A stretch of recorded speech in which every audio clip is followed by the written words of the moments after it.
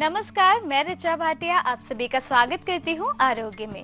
खूबसूरत हर कोई दिखना चाहता है और मौजूदा दौर में तो सौंदर्यता के मायने और भी ज्यादा बढ़ गए हैं। आज महिलाओं के साथ साथ पुरुषों पर भी अच्छा दिखने का प्रेशर है। नतीजन सौंदर्य प्रसाधनों से लेकर ब्यूटी पार्लरों की बाढ़ सी आई हुई है। आज शहर से लेकर गांव की गलियों तक में स्पा और ब्यूटी पार्लर के बोर्ड देखे जा सकते हैं। सौंदर्य और आकर्षण में बढ़ोतरी करने वाले इन पार्लरों में लोग अच्छा खासा पैसा खर्च कर रहे हैं। कुछ तो अपेक्षित परिणाम भी मिल जाते हैं, तो कुछ गलत इलाज का खामियाजा भुगतने को मजबूर होते हैं। दोस्तों, अगर आप भी अपना आकर्षण बढ़ाने के लिए कॉस्मेटिक ट्रीटमेंट लेने जा रहे हैं, तो पहले अच्छी तरह से जानकारी जरूर ले लें। कहीं ऐसा ना हो कि बाद में पछताना पड़े। जबकि अगर बात की जाए आयुर्वेद की, तो इसमें बिना किसी साइड इफेक्ट के खूबसूरती और स्वास्थ्य का खजाना छिपा है। आइए इस बारे में और जानकारी लेते हैं अपने वैद्य दीपक कुमार जी से। वैद्य जी, आपका बहुत बहुत स्वागत है हमारे इस कार्यक्रम में। वैद्य जी, आज के इस आधुनिक दौर में जो खूबसूरती है, इसके बहुत मायने हैं, तो आपका क्या मानना है? क्या सच में खूबसूरती होना बहुत जरूरी है? खूबसूरती ऋचा जी मन की है। यदि हमारा मन सुंदर है तो चेहरा अपने आप सुंदर बनेगा, और चेहरा बने या ना बने लेकिन दूसरे को सुंदर लगेगा। आज लोग बाग आर्टिफिशियल कॉस्मेटिक बहुत इस्तेमाल कर रहे हैं, और मैं ये देखता हूँ कि उनके परिणाम अच्छे तो बहुत बहुत बहुत कम लोगों को मिलते हैं, लेकिन दुष्परिणाम बहुत ज़्यादा मिलते हैं। किसी किसी के धब्बे निशान पड़ जाते हैं, फिर उसके बाद कहा जाता है लेजर सर्जरी होगी, दूसरी सर्जरी होगी। सिवाय इसमें बेवकूफ़ बनाने के, या बेकार में पैसा खर्च करने के, या बेकार में अपनी त्वचा को ख़राब करने के कोई फ़ायदा नहीं है। आपने देखा होगा कि शादी के समय हर दूल्हा और हर दुल्हन बहुत सुंदर लगते हैं। उसका कारण कि हर दूल्हे और हर दुल्हन को हल्दी और चंदन का लेप लगाया जाता है। यदि हम ये छोटा प्रयोग अपने आप ही कर लें, तो हम काफ़ी हद तक इस चीज़ से बच सकते हैं। हल्दी और चंदन का लेप शरीर को तो निखारता ही है और ओरिजिनल है।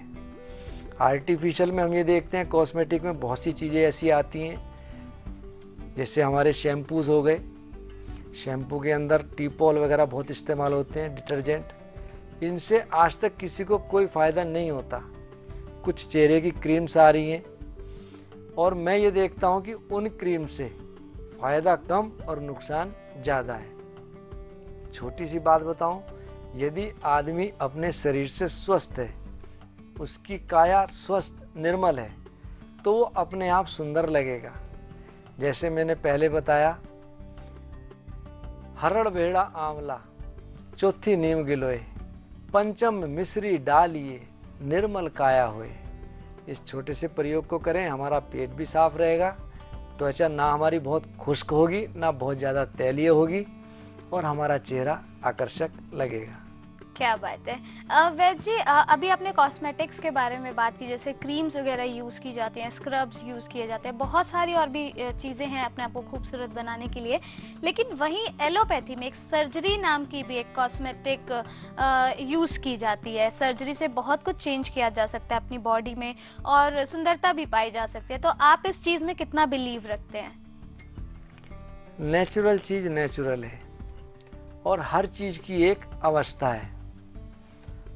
और आप ये देखेंगे कि कोई बहुत बुजुर्ग महिला है और उसने बहुत मेकअप बना करके अपने आप को जवान दिखाने की कोशिश कर रखी है, तो लोग सामने तो कुछ कहते नहीं, पीछे ये ज़रूर कहेंगे बुड्ढी घोड़ी लाल लगाम। अच्छा है, सुंदर हर एक को बनना चाहिए, दिखना भी चाहिए, लेकिन अननेसेसरी मैं कहूँगा फिल्मी कलाकारों के लिए तो बात अलग हो गई, क्योंकि उनको तो हर समय जवान और यंग दिखना ही दिखना है, सुंदर दिखना ही है, नहीं तो उनको फिल्मों में काम नहीं मिलेगा। लेकिन जो आम आदमी है, उसको मैं ये इतना कहना चाहूँगा कि कुछ देसी नुस्खे अपना करके भी हम इतना महंगा खर्चा ना करते हुए देसी नुस्खों से हम अपने आप को ठीक रख सकते हैं। और ऑपरेशन अननेसेसरी करवाना नहीं चाहिए। ऑपरेशन है, उसके साथ साथ दवाइयाँ भी चलती हैं। कभी कभी उन दवाइयों के कारण हमारे हार्मोनल चेंजिंग भी होते हैं। तो एक भी चीज़ डिसबैलेंस हो तो उससे मैं इतना कहूँगा कि फ़ायदे बहुत कम और नुकसान बहुत ज़्यादा है। जी, आज का ये जो एपिसोड है ये हमारे यंगस्टर्स को बहुत पसंद आएगा। बातचीत आगे करेंगे, लेकिन उससे पहले बात करते हैं हमारे कॉलर से जो हमारे साथ जुड़ चुके हैं। हेलो। हेलो जी, कौन बोल रही है? हाँ जी, मैं सीमा बोल रही हूँ मुजफ्फरनगर से। जी बताइए सीमा। हाँ जी, मुझे अपने हस्बैंड के बारे में पूछना था मैम। पूछिए। ऐसा था उनके ना थोड़े दिनों पहले उनका एक्सीडेंट हुआ था, तो वो टोटली बेड रेस्ट पे थे काफी लॉन्ग टाइम में। जी। तो उनके ना लेफ्ट साइड में गले में प्रॉब्लम बन रही है, 4 मंथ हो गए पूरे। जी। और मैं उन्हें हर जगह दिखा चुकी, और हर इंसान एक्सरे में भी स्वेलिंग आई है, और मतलब टोटली एक तो दबाव देते रहते, और सेकंड थिंग कि मतलब थूकते हैं ना तो झाग आते हैं थूकने में, और कंटिन्यूअसली थूकते हैं। जी। और डॉक्टर ये कह रहे हैं स्वेलिंग आई है बस, क्या प्रॉब्लम हो सकती है? देखो, ये तो मैं पूरा उनको देखकर ही बता पाऊंगा, लेकिन छोटे छोटे 2-1 प्रयोग बताता हूँ, उसको आप जरूर करके देखें। इनको शुगर तो नहीं है ना? नहीं जी सर, नहीं शुगर नहीं है। आपको सबसे अच्छा प्रयोग बता रहा हूँ हलवे का।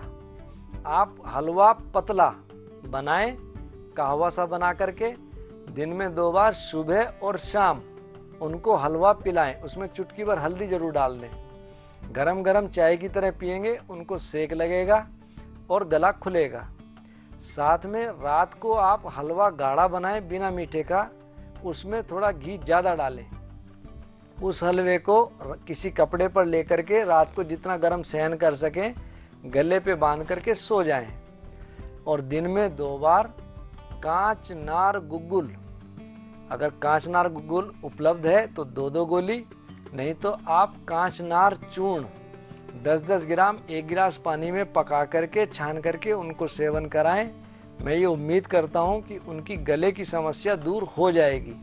रही बात थूक की, उसके लिए आप ये देखें कि उनको कब्ज़ तो बहुत ज़्यादा नहीं रहती, कई बार पित्त बढ़ जाए या वात रोग बढ़ जाए, वायु बढ़ जाए, गैस जब बढ़ जाती है तब भी ये दिक्कत होने लगती है। उसके लिए आप उनको कब्ज़ के लिए थोड़ा गुलकंद, त्रिफला, पंचकार जो उपलब्ध हो वो दें, और साथ में 1 चम्मच अभिपत्तिकर चूर्ण भोजन के बाद 2 बार सेवन करवाएं। आपकी ये समस्या दूर हो जाएगी। साथ में फ्रिज का ठंडा, अचार, खटाई, दही और तला हुआ ये प्रयोग ना कराएं। उम्मीद करता हूँ इस छोटे से प्रयोग से उनको निश्चित रूप से आराम मिल जाएगा।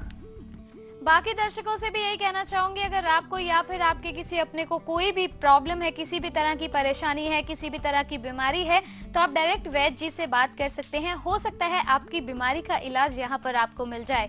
अभी फोन कीजिए, लगातार टीवी स्क्रीन पर आपको नंबर्स दिए जा रहे हैं, उन नंबर्स पर कॉल करके आप डायरेक्ट बातचीत कर सकते हैं वैद्य दीपक कुमार जी से, और साथ ही साथ उनसे अपॉइंटमेंट भी ले सकते हैं। तो वैद्य जी, जैसे कि हम सुंदरता के बारे में बात कर रहे हैं, सुंदरता में सबसे बड़ा ग्रहण होता है कील मुहासे। तो आजकल वो बहुत आम चीज है, तो उसके लिए आप हमारे यंगस्टर से या फिर किसी को भी अगर कील मुहासे है उनसे क्या कहना चाहेंगे? हर एक जगह, छोटी जगह तो खास तौर से, बड़े शहरों का मैं नहीं कह सकता, कुम्हार लोग उपलब्ध होते हैं, गधे और गधी उनके यहाँ होती हैं।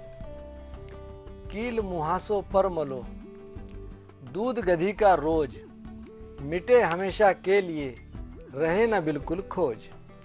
अगर गधी का दूध उपलब्ध है उसको चेहरे पे मलो तो कील मुहासे निश्चित रूप से दूर होंगे। एक छोटा प्रयोग और बता देता हूँ। पीस चिरौंजी लीजिए कच्चे दूध के संग, सोते समय लगाइए निखरे मुख के रंग। आप चिरौंजी को दूध में पीस करके उपटन बना करके लगाएं, आपका चेहरा खिलेगा। चिरौंजी की जगह आप मसूर की दाल भी प्रयोग कर सकते हैं, दोनों बहुत अच्छी हैं।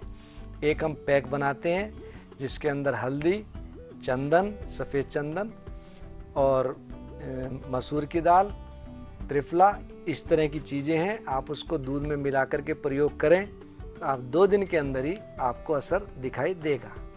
शुक्रिया वैद्य जी, मुझे पूरा यकीन है कि आपकी इस बात से हमारे यंगस्टर्स बहुत खुश होंगे, क्योंकि कील मुहासों से बहुत सारे हमारे यंगस्टर्स जो हैं वो परेशान हैं, और बहुत आसान उपाय आपने उन्हें बताया है। हमारे साथ हमारे कॉलर जुड़ चुके हैं, आइए पहले उनसे बात करते हैं। हेलो। हेलो जी, कौन बोल रहे हैं? मैं सुभाष बोल रहा हूँ देहरादून। जी बताइए सुभाष जी। हाँ, मैं वैद्य नमस्कार। भाई साहब प्रणाम। हाँ, वैद्य मेरे को आँख में ग्लूकोमा की प्रॉब्लम आ गई है जी और लेफ्ट आई में विजन खत्म हो गया है जी। और मैं दवाई तो डाल रहा हूँ, डॉक्टर ने सजेस्ट की है, पर मैं चाह रहा हूँ। हेलो। हाँ बोले। जी बताइए। हाँ, मैं चाह रहा हूँ कि ग्लूकोमा के लिए अगर कोई आयुर्वेदिक में इलाज है तो उसके लिए। सुभाष जी, आप आंवले का प्रयोग जितना हो सके उसको करें। ठीक है। हरे आंवले हो अच्छा, आंवले का चूर्ण हो तो भी अच्छा, आंवले का मुरब्बा हो तो भी अच्छा, या आंवले की रसायन जिसके रस ले रहा हूँ। सुने आप, आंवले के चूर्ण में 21 बार आंवले का रस डले तो बनती है आंवला की रसायन। इसमें आंवले की पोटेंसी 21 गुना बढ़ जाती है। आंवला की रसायन 100 ग्राम और 10 ग्राम मुक्ता शुक्ति और तीसरा सप्तामृत लोह। मार्केट में सप्तामृत लोह जो मिलेगा वो 5 चीज़ों से बना हुआ मिलेगा, छठी और सातवीं आपको खुद यूज़ करनी होगी। हरड़, बहेड़ा, आंवला, मुलहटी और लौहवसम। छठा इसमें शहद और सातवां गाय का घी, ये मिलाकर तब बनती है सप्तामृत लोह। आप इन 3 चीज़ों को मिला लें। 100 ग्राम आंवला की रसायन, 10 ग्राम मुक्ता शुक्ति और 20 ग्राम सप्तामृत लोह। सुबह शाम 1-1 चम्मच इसको लें। इसमें आधी चम्मच महात्रिफला घृत और 1 चम्मच शहद, इसको मिला करके सेवन करें। ऊपर से दूध पिएं। तो मैं ये उम्मीद करता हूँ आपकी समस्या का समाधान होगा और आपको निश्चित रूप से आराम मिलेगा। दूसरा, आप गुलाब जल ले लें। मैंने पहले कई बार बताया इसको बनाने की विधि। उस गुलाब जल में 100 ग्राम में चुटकी भर फिटकरी मिला लें, उसको आँखों में डालें, आपको निश्चित लाभ मिलेगा।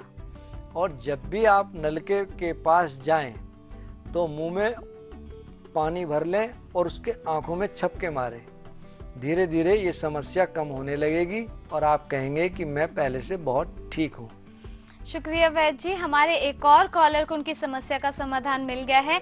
आप भी हमारे अगले कॉलर हो सकते हैं। अगर आपके मन में ऐसा कोई प्रश्न है जो आप वैद्य जी से करना चाहते हैं तो इन नंबर्स पर कॉल कीजिए जो लगातार आपकी टीवी स्क्रीन पर दिए जा रहे हैं। आप उनसे अपॉइंटमेंट भी ले सकते हैं और साथ ही साथ अगर आप उनसे पर्सनली मिलना चाहते हैं तो वैद्य जी का पता है